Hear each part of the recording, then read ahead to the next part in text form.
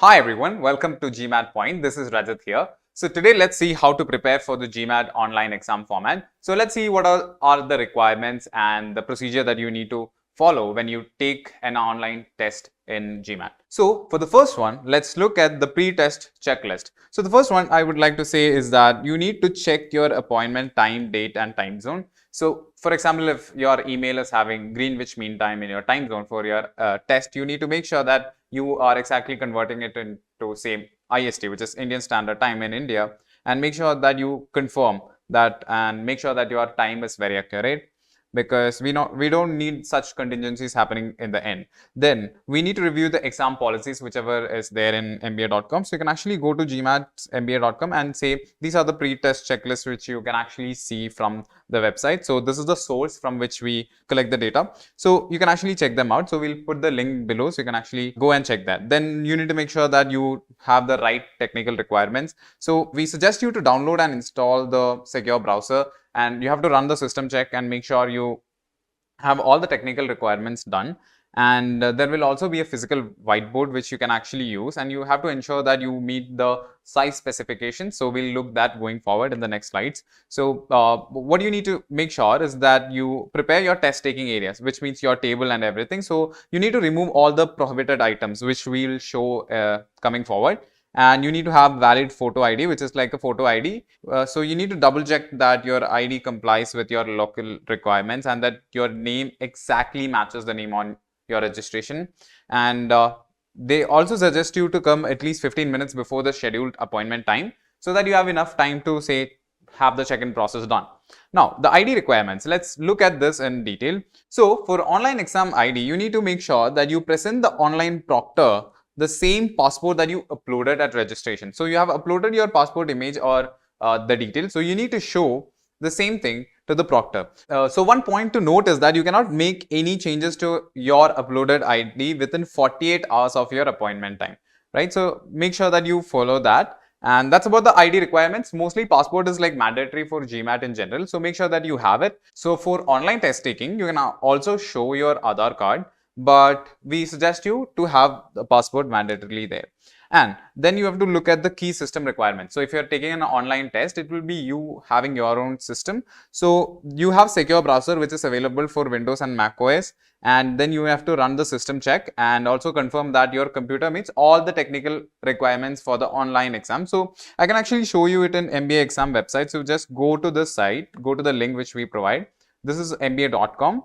And see, so the first one is like download and install the secure browser. So you can actually click on this for Windows and for this for Mac OS. And currently they don't support Linux OS for the test taking. So you have to run the system check and also make sure that you confirm that your computer meet all the technical requirements. So all technical requirements, including the device, internet connection, say, for example, they have told like you need to have 2 MB per second internet speed up and down, and make sure that you comply with all these factors which they tell you. So technical requirements need to be met, and then only you can actually attempt the exam flawlessly or smoothly, right? So the next one would be the whiteboard option. So you can actually get a physical whiteboard or a digital whiteboard on screen. So if you are using a physical whiteboard, there are some requirements that you need to make sure. So one is that you can have one erasable whiteboard which is no larger than, so the exact specification is given, so it should be less than this. So this is an image which they have provided on the website. So you can actually check them out. So this is the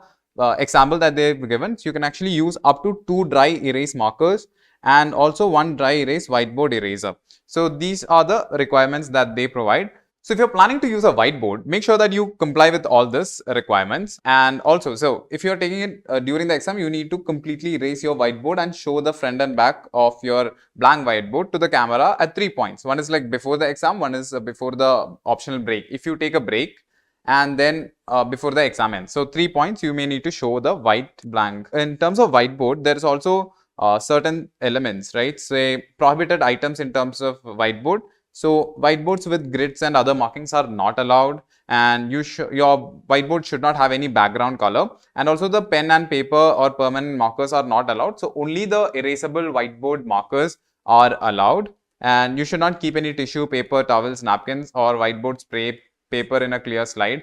and other boards like chalkboards and writing tablets are not allowed. So you need to make sure that you have a whiteboard according to the specification. Now, if you need to look at the online whiteboard, these are the factors. Say it is available in the whiteboard icon in the exam navigation bar, but you cannot use any kind of, say, stylus or finger or other writing apparatus or a touch screen. So you cannot use any of this. You will be provided with an endless canvas and you can actually write it on. So it's an endless canvas, so you need not erase anything.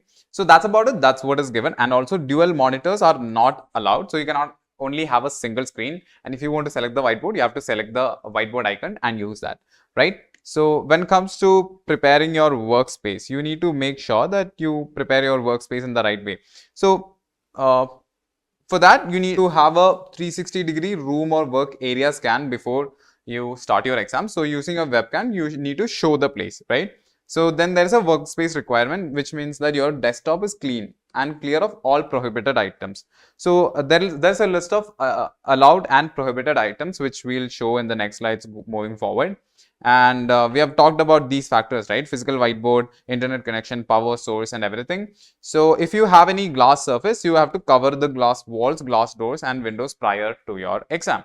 So these are the ways in which you can prepare your workspace. So you can actually see the slide and make sure that you follow everything diligently. So now let's look at allowed and prohibited items. So we have a list of allowed and prohibited items in the exam. So let's look at that. So you can actually have approved identification, which is like photo ID. You can actually have prescription eyeglasses and water in a clear glass container. So it should somehow look like this, right? So this should be clear. It should not be colored. It should not be of metal. So have a clear glass container if you want water. And comfort items are there. It is only allowed if it is pre-approved in as an accommodation. So you can actually go to say mba.com and see it as, say, you can actually go to this website, allowed and prohibited items. So you can actually say, look at this. You can have this, you can't have this. So there's a list of items here. Say mobile phones, headphones, headsets, pagers, watches, wallets, purse. These are not allowed. Now, if you need to have physical writing materials, you may not use this unapproved. You can only use whiteboards, which is allowed. Now you cannot use pen, paper, pencil, chalkboards, which I have already discussed about. So other items which you need, say medicine items and all other items are subject to visual inspection by the test administrator. So this is how it works. You can actually go check them out in the link which is given. And let's look at the other factors, right? Then you have an option for an optional break. So the exam include one optional break, which is of 10 minutes. So say you can actually take a break after the first section or the second section. And if you actually take a break in the first section, you cannot take a break in the second section. That's how it works. So you must wait until you see a specific schedule break message during your exam to commence your break. So you cannot take a break yourself. You have to see that there is a specific schedule break message that comes on your screen.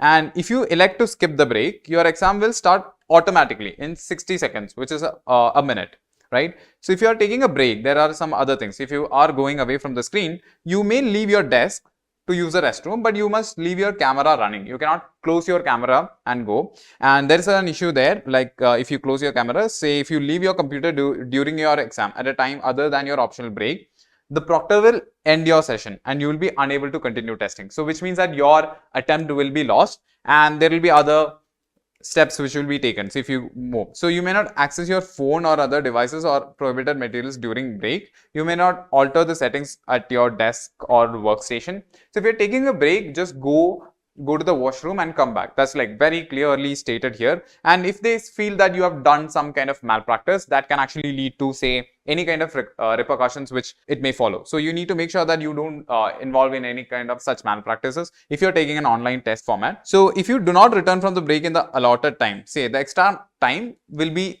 deducted from your next section, right? So if you took 2 minutes extra, your 2 minutes will be cut from the next section. So that's how it works. When it comes to the security measures, there is a security at check-in. So it involves, say at registration, you type in your name, then the online proctor will actually verify your ID and match the ID photo which is uploaded during the exam registration, and then they'll conduct a 360-degree scan of the desk, workspace and surrounding area using your webcam. So they'll tell you to show the entire area. The proctor will also confirm that all external monitors and other devices are unplugged and no items or objects are within the reach of you.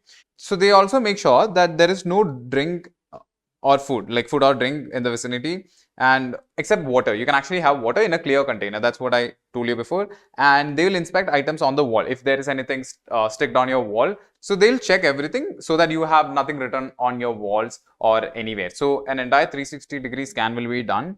And after the webcam inspection, the proctor will check that no other applications are running on your computer. Say you can actually have other softwares running so that you can actually change the screens and stuff. So they make sure that no such applications are running before launching the exam. So that's about the final security measure. Then they have a secure lockdown browser for conducting the exam. So you need to understand these are the security measures that exist. And if you want more details, let's go check that in the GMAT website. So you can actually click on the security measures and see the entire security at check-in, security during the exam, and other instructions on the screen. So you can actually go to the website and see every individual detail. So I have given you a brief overview of how this works. So make sure that you understand all the aspects before taking an online experience of GMAT, because online experience is kind of a bit odd because you may not be very much used to this kind of experience of online test taking, which involves a lot of elements that you need to take care of yourself. So if you're comparing online experience to an offline experience, you can understand that there is a lot of less hassle because you just need to go there, sit and follow whatever there is, because the proctor will be in front of you. They will be around you. You can actually talk to them physically. And even if you face any difficulty, say if you are taking an online exam and if your internet connection went down, you can have the repercussions based on yourself because it's your fault, right? So if the internet connection goes down in the exam center, it's their responsibility. So these are the elements that comes and need to be taken care of when you are looking at an online exam. So these are the basic things that you need to know before taking an online exam format for GMAT. So I hope you got a brief idea of what all you need to check and what all you need to do before taking an online exam. And I hope you do